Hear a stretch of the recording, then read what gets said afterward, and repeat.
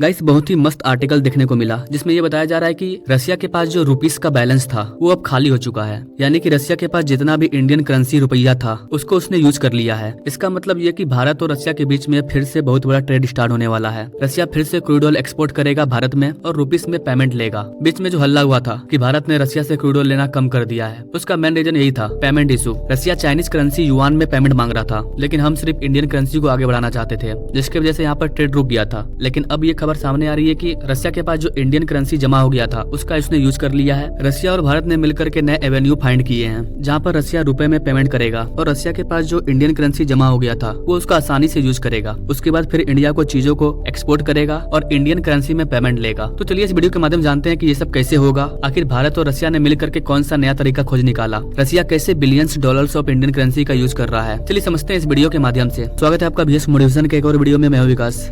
जैसा कि गाइस आप सभी जानते हैं, रसिया यूक्रेन वॉर जब स्टार्ट हुआ तो यूरोपियन यूनियन के द्वारा कहा गया कि हम रसिया से ऑयल को इंपोर्ट नहीं करेंगे और यूनाइटेड नेशन अमेरिका के द्वारा रसिया के ऊपर काफी हैवी सेंसेक्स लगा दिया गया। तो रसिया के पास जो सबसे बड़ी प्रॉब्लम थी वो ये कि रसिया अब तेल किसको बेचेगा, क्योंकि अगर व्यापार नहीं होगा तो फिर उसका देश मंदी में डूब जाएगा। और दूसरा सबसे बड़ा प्रॉब्लम, अगर किसी के साथ हम ऑयल का व्यापार करते भी हैं तो पेमेंट कैसे लेंगे, क्योंकि रसिया ने सेंसेक्स लगा दिया है। डॉलर में अगर पेमेंट लेता है तो कहीं भी उसका यूज नहीं कर पाएगा, वो फालतू हो जाएगा, क्योंकि डॉलर वाले कंट्री ने ही सेंसेक्स लगा दिया है। और ऐसी कंडीशन में रसिया को दो ऑप्शन मिला, एक भारत एक चाइना, और रसिया ने भारत और चाइना को ऑयल बेचना शुरू कर दिया। भाई तुम ले लो, चाहे कम दाम दो मगर लो। और यहाँ पर भारत को बहुत बड़ा फायदा हुआ। ऑयल कम दाम में मिला वो तो है ही, सबसे इम्पोर्टेंट चीज कि हमारे इंडियन करेंसी में ट्रेड होना स्टार्ट हो गया और रसिया से जो भी हम ऑयल ले रहे थे उसका पेमेंट हम इंडियन करेंसी में कर रहे थे। तो यहाँ पर भारत को फायदा तो हो रहा था, लेकिन यहाँ पर सबसे बड़ी प्रॉब्लम ये हो रही थी कि 2023 में हमने रसिया को $60 बिलियन का ऑयल को इम्पोर्ट किया है, लेकिन एक्सपोर्ट कितना किया है,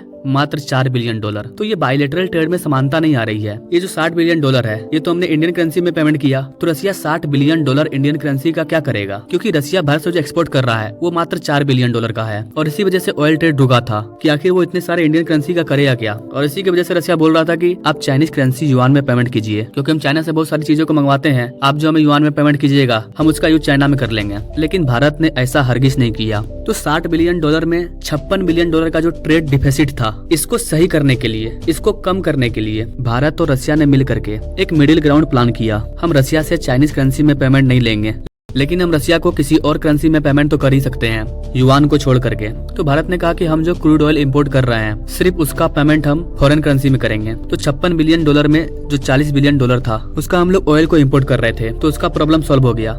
लेकिन अभी भी बहुत सारा इंडियन करेंसी बच जाता है, उसका क्या करेंगे। तो ऑयल तो क्लियर हो गया कि हमने ऑयल का पेमेंट फॉरेन करेंसी में कर दिया। अब दूसरी तरफ रसिया से हम भारी मात्रा में डिफेंस सेक्टर के बहुत सारे इक्विपमेंट, हथियार वगैरह लेते हैं, तो इस डिफेंस का जो पेमेंट है उसको हमने इंडियन रुपीस में किया। तो हमने रसिया के अकाउंट में $8 बिलियन इंडियन करेंसी दिया, जिसमें से रसिया $4 बिलियन का हमसे चीजों को एक्सपोर्ट कर लेता है। तो अब बच गया $4 बिलियन का इंडियन करेंसी। तो ये जो बचा हुआ $4 बिलियन था रसिया के पास इंडियन करेंसी, उसका यूज रसिया ने इंडिया में ही किया। इंडिया के इंफ्रास्ट्रक्चर प्रोजेक्ट में लगाया, कई जगहों पर इन्वेस्टमेंट किया, गवर्नमेंट सिक्योरिटी में अपना पैसा लगाया। तो इन सारी चीजों की वजह से भारत ने जिन चीजों का पेमेंट इंडियन करेंसी में किया था वो इंडियन करेंसी लौट करके भारत आ गया और भारत के मार्केट में यूज हुआ।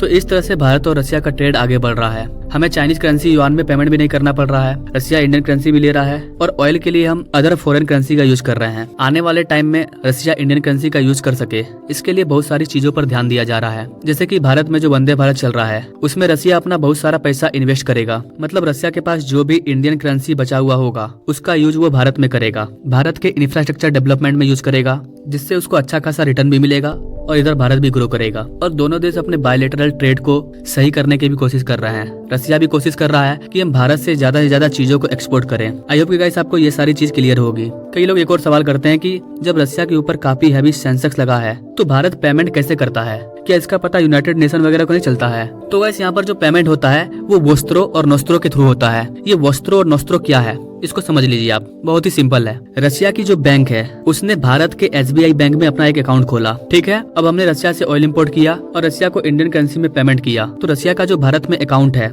हमने ऑयल का पेमेंट रसिया के उसी अकाउंट में किया जो अकाउंट भारत में है रसिया का। तो रसिया के बैंक अकाउंट में पैसा आ गया, तो रसिया का जो बैंक है वो रसिया से बदले में रूबल ले लेगा। तो रसियन बैंक ने SBI के अंदर अंदर जो अकाउंट खोला तो ये अकाउंट हमारे लिए उनका अकाउंट है, इसलिए ये भारत के लिए वोस्त्रो अकाउंट हो गया, और रसिया ने ये जो SBI में अकाउंट खोला है उनके लिए ये अकाउंट उनका हो गया कि हमने भारत में अकाउंट खोला है तो उनके लिए ये नोस्त्रो अकाउंट हो गया। तो एक ही अकाउंट को वोस्त्रो और नोस्त्रो भी कहा जा रहा है। आई होप गाइस आप समझ पाए होंगे कि कैसे इंडिया और रसिया के बीच में ट्रेड पेमेंट हो रहा है। वीडियो पसंद आया तो लाइक शेयर कमेंट और ऐसे लेटेस्ट अपडेट के बारे में जानने के लिए हमारे चैनल से जरूर जुड़िए। Now thank you for watching. मिलते हैं अगले वीडियो में एक नई जानकारी के साथ, तब तक के लिए जय हिंद।